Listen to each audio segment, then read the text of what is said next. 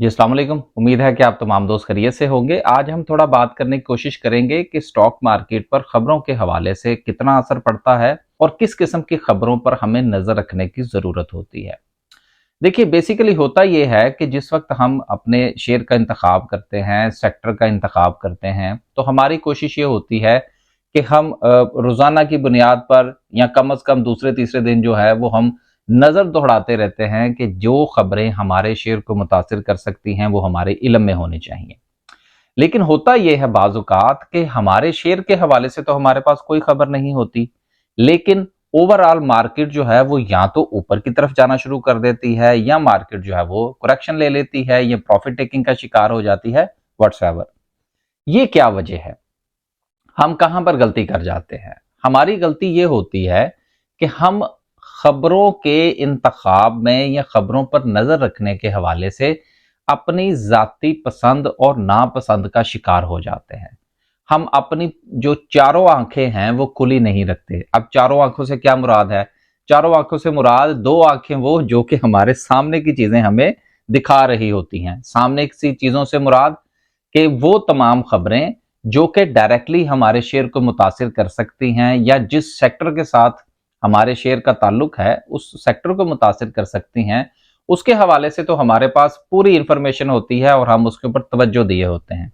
लेकिन जो पीछे की दो आंखें हैं, ये वो जो हिडन खबरें हैं जो कि बज़ाहिर देखने में तो हमारे शेयर के साथ या सेक्टर के साथ उसका ताल्लुक नहीं होता, और बाज़ औक़ात कुछ खबरें ऐसी होती हैं जिनका दूर-दूर तक अगर हम एनालाइज़ करने की कोशिश करें तो उसका हमारे स्टॉक मार्केट के साथ ताल्लुक नहीं समझ में आता।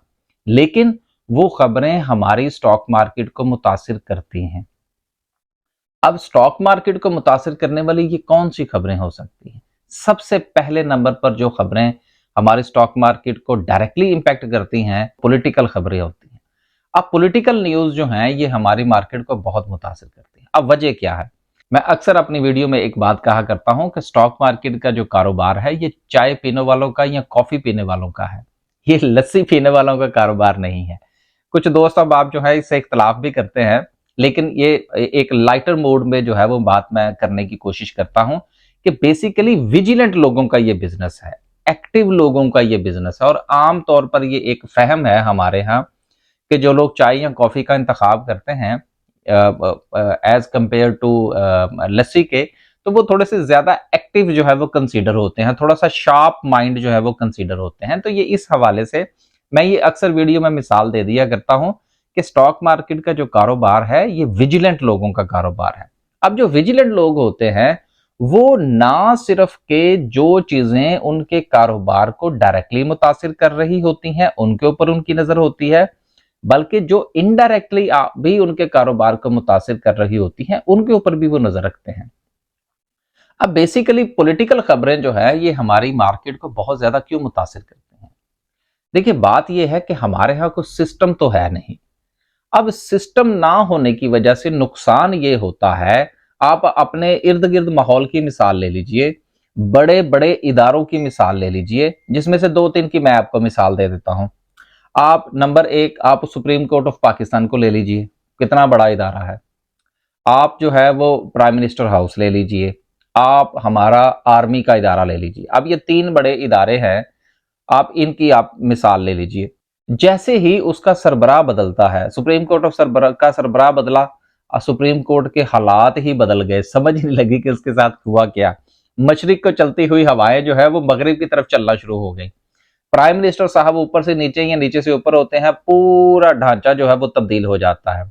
बल्कि बाजुकात तो इस कदर मामलात खराब हैं कि एक ही पार्टी की हुकूमत होते हुए सिर्फ बंदा बदलता है तो आपको उसका इम्पैक्ट जो है वो स्टॉक मार्केट में नजर आ जाता है। इसी तरह से आप आर्मी की मिसाल ले लीजिए कि हमारे जैसे ही बड़े साहब जो हैं वो तब्दील होते हैं, हमें समझ नहीं लगती कि हमारे इर्द गिर्द का माहौल जो है वो तेजी से बदलना शुरू हो जाता है। तो बेसिकली चूंकि हमारे यहाँ सिस्टम नहीं है, ये जो मैं अक्सर एक बात कहा करता हूं ना कि हमारे जमीनी हकायक जो है वो दुनिया के जमीनी हकायक से मुख्तलिफ हैं। लिहाजा अगर हम वो तमाम की तमाम पढ़ी लिखी बातें जो कि हम फॉरेन मार्केट पर अप्लाई करते हैं, क्रिप्टो की मार्केट पर अप्लाई करते हैं, या कमोडिटीज पर अप्लाई करते हैं, या लंदन स्टॉक एक्सचेंज पर अप्लाई करते हैं, या न्यूयॉर्क स्टॉक एक्सचेंज के हवाले से बात कर लीजिए, कुछ भी कर लीजिए। अगर आप वो बातें या वो मामला या वो फार्मूले आंखें बंद करके पाकिस्तान स्टॉक एक्सचेंज पर अप्लाई करने की कोशिश करेंगे तो शायद आपको प्रॉफिट हासिल होने के चांसेस बहुत कम होंगे। इसकी वजह क्या है? इसकी वजह यही है कि हमारे यहां निजाम नहीं है। लिहाजा पाकिस्तान स्टॉक मार्केट में काम करना, पाकिस्तान स्टॉक एक्सचेंज में से पैसा कमाना एक लिहाज से बहुत आसान है, जो लोग इन चीजों को थोड़ा सा समझते हैं। और जो बेचारे लोग इन चीजों को इतना ज्यादा नहीं समझते, और वो जिस तरह से कि आप यूं समझ लीजिए कि जिस वक्त भी हमारे यहाँ पॉलिटिकली को बात की जाती है, जिस तरह से कि मैं अक्सर अपनी वीडियोस में डिस्कस कर लेता हूं, या कोई एक अलग से वीलॉग जो है वो मैं बना देता हूं, तो दोस्त अहबाब की तरफ से जो है वो आगे से ये रिएक्शन आता है कि जी इस चीज का हमारी स्टॉक मार्केट के साथ क्या ताल्लुक, इसको डिस्कस करने से क्या होता है। फिर पता बाद में लगता है जिस वक्त चीजें बदल जाती हैं। तो बेसिकली स्टॉक मार्केट जो पाकिस्तान का जो मामला है, जहां तक ये हर चीज के साथ लिंक्ड है। अब देखिए कि जिस तरह से कि आजकल सुप्रीम कोर्ट में एक केस चल रहा है। अब आज की स्टॉक मार्केट की वीडियो जो है वो इंशाल्लाह हम बाद में अपलोड करेंगे। अब आज मार्केट जो है वो अच्छी भली चलती हुई मार्केट थी, वॉल्यूम भी अच्छा था, सारा मामला ठीक थे, ऐसे करके मार्केट ऊपर जा रही थी। जैसे ही खबर आई कि किसी को नोटिस जारी होने वाले हैं, मार्केट के अंदर आपको प्रॉफिट टेकिंग देखने को मिली। तो बेसिकली हमें अपनी जाती पसंद और नापसंद से बाहर निकलना होगा। हमें हर चीज को अपनी नजर से देखने की कोशिश करनी होगी, इसलिए कि उसमें जो नफा और नुकसान है वो तो हमारा है। अगर किसी को नोटिस जारी होता है, उसकी वजह से मार्केट पर प्रेशर आता है, प्रॉफिट टेकिंग आती है, हमारे शेयर की प्राइस थोड़ी सी नीचे चली जाती है, तो कॉस्ट तो हमने पे की ना। इसी तरह से अगर अच्छी खबर आती है, इनडायरेक्ट खबर आती है, वो मार्केट को मुतासिर करती है, और हमारे शेयर की जो कीमत है उसमें इजाफा होता है, तो प्रॉफिट तो हमें हुआ ना। तो हर वो खबर जो कि आपके कारोबार को मुतासिर करती है, उस पर नजर रखना हमारी मजबूरी है।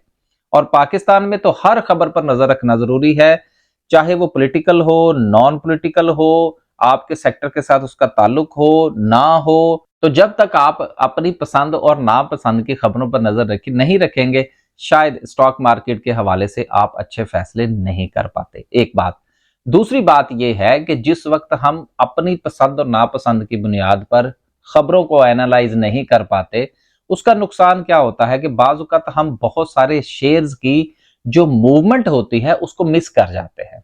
अक्सर कहा यह जाता है कि सरमायादार लोग जो हैं वो पाकिस्तान स्टॉक मार्केट से बहुत कमाते हैं, क्योंकि इसमें मैनिपुलेशन कर लेते हैं। ऐसा नहीं है। वो लोग कमाते हैं जो चीजों को एनालाइज कर लेते हैं।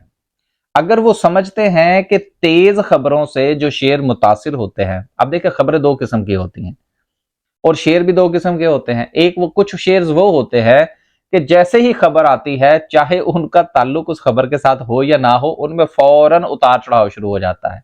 ऐसे शेयर्स को मैं अक्सर औकात अपनी वीडियोस में कहता हूं मार्केट को चलाने वाले शेयर्स। फिर दूसरे नंबर पर वो शेयर्स होते हैं जो मार्केट के चलने के साथ चलते हैं, और तीसरे नंबर पर बेचारे वो शेयर्स होते हैं जो एक मखसूस हालात में चलते हैं और उसके लिए वो इंतजार कर रहे होते हैं। अक्सर औकात जो ज्यादा प्रॉफिट आपको देने वाले शेयर्स हैं, ये वही होते हैं जिनमें जो कि अपने मखसूस हालात में चलते हैं। अब उस मखसूस हालात को एनालाइज करने के लिए आपको टाइम देना पड़ता है, अपनी जाती पसंद और नापसंद से बाहर निकलना पड़ता है। अक्सर आपने मेरी वीडियोस में सुना होगा कि मैं अक्सर कहता हूं कि यार ये शेयर बहुत अच्छा है लेकिन इसके ऊपर वक्त बुरा आया हुआ है।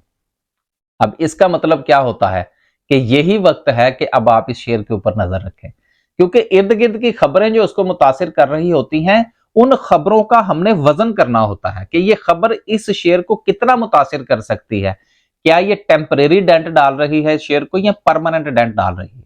अगर वो खबर जो है वो हमें पता लगे एनालिसिस करने के बाद ये टेम्परेरी प्रॉब्लम है, परमानेंट प्रॉब्लम नहीं है, तो उस शेयर में जिस वक्त वो शेयर उस प्रेशर के नतीजे में नीचे जाए, तो उसमें आप ट्रेड लेके आराम से बैठ जाएं। Then take your time. फिर आप देखिएगा कि जैसे ही उसकी थोड़े से हालात बेहतर होंगे, इंशाल्लाह वो शेयर जो है वो आपको प्रॉफिट देगा। लेकिन मसला वही है कि जाती पसंद और नापसंद वाली खबरों से हमें बाहर निकलना होगा। हमें अपने आप को सिर्फ खबरों के जो एनालिसिस करना है वो हमने सिर्फ और सिर्फ अपने बिजनेस पॉइंट ऑफ व्यू से करना होगा, स्टॉक मार्केट के पॉइंट ऑफ व्यू से करना होगा।